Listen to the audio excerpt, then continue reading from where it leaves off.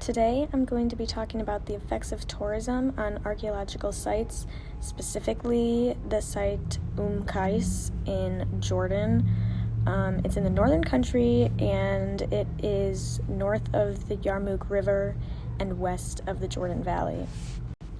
Historically, this town was a Roman Decapolis town called Gadara. It was built in the 4th century BC by the Greeks. The archaeological site, current day, covers 14 square kilometers and it's fenced in. It's split into two zones. There's the Classical Era zone, which contains the monuments, and the Ottoman period zone, which contains conventional residential dwellings. And this site is opened for tourism year-round. Fluctuating between the third and fourth most popular site to visit in Jordan, they can get anywhere between 1,000 to almost 60,000 visitors per month. There are more popular months in March and April and September and October. In the more popular months, the site offers upwards of 300 jobs, but they are seasonal. This site has also implemented amenities like restaurants and offices and museums into the old village houses. So these conventional dwellings are serving new purposes for the current day tourism. A lot of the information that I read and that I'm going to be presenting in a couple seconds came from an article where the authors interviewed staff at the site, including the curator, the site manager, tourism manager, other job titles as well. So a lot of this is actual insider information. It's not coming from someone who just went and visited a couple times to observe behavior and potential damage. And another thing I want to throw in there really quickly is that it was found that the excavation crew did not have a supervising qualified conservator there with them. Most of the negative effects of tourism that we see are linked to expansion of services and infrastructure, but also majorly the number of visitors rising.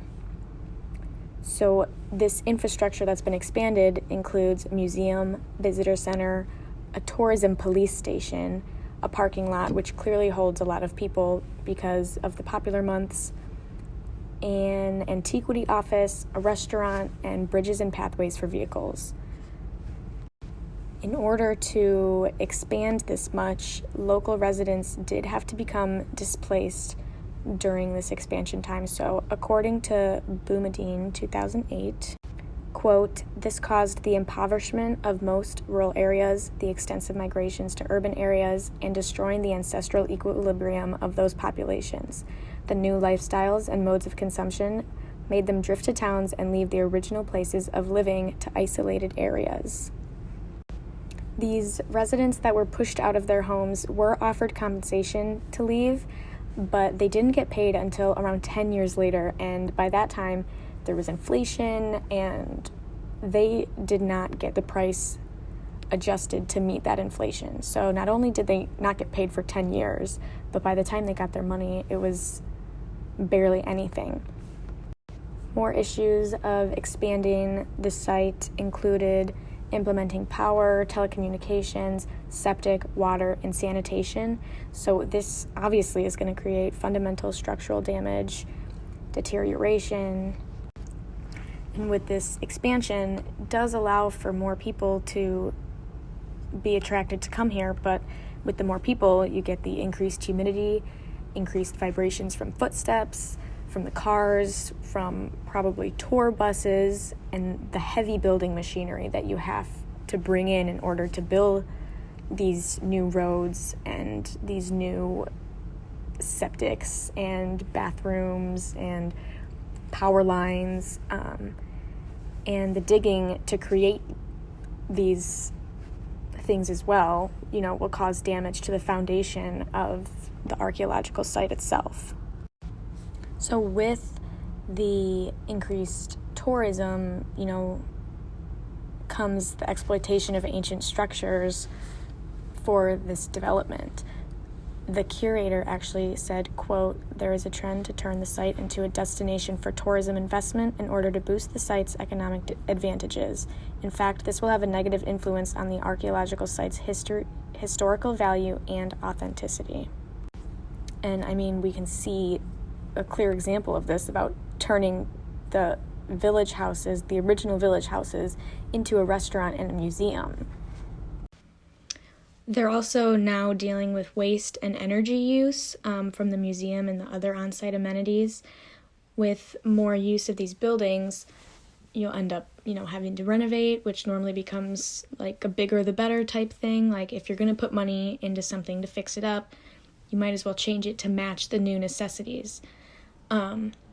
So if, they're getting an increase in tourism, they're going to make these buildings more accessible to the amount of people that are coming in and change them essentially. So this will also relate to the declining authenticity and damaging of the grounds. So not even just in the extreme overcrowding during the peak months, there's also the field trip season. So it's not just thousands of tourists with families and adults, it's thousands of just children of all different ages. This comes with the issue of increased littering, damage to the authentic mosaic floors, and the thing about all of this is that to get in and out of this site, there is only a 1-lane road, in and out. So imagine the traffic and the, craziness that probably comes with that. So because of this, people will ride their horses. Local people will ride their horses and offer rides for money, which poses its own problems in itself. I mean, imagine there's thousands of people around and there's also 20 horses just walking through the crowds. It's not 100% safe. No matter how well trained these horses are, it's hectic in there. So you don't know how these horses are going to react. Plenty of these people that come, they want to touch the monuments, specifically Goddess Tichi. They want to climb on them. They have found graffiti and vandalism on monuments and in the bathrooms. So all of this information kind of poses the question of, is there any way for this site to be saved from extra and future damage and detriment? So in one of the articles that I read, the authors used the conclusion to say potential solutions to continue preserving the site.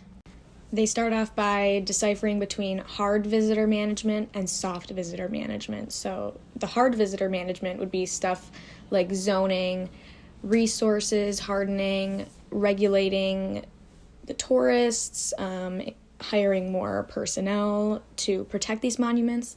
And the soft visitor management was sort of landscaping things and implementing ways to educate the tourists about how to protect the monuments and the dangers of the bad behavior.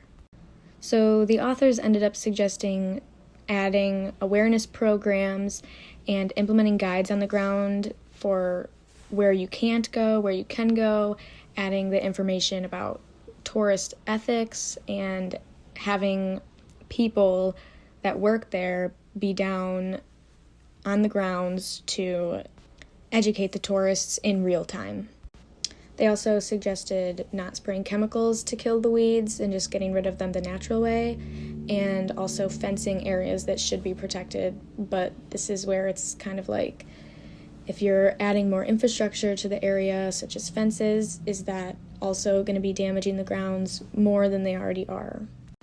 Essentially, what we've seen here is tourism can be really good for an area economically, providing jobs and money flow, and also educating tourists and local residents about the history of civilization in our world. But do the cons outweigh the pros? That's the question. Learning about the damage done to this site did make me rethink some of the touristy places I've gone and how my footprint was left there. So I challenge you to do the same. Thank you.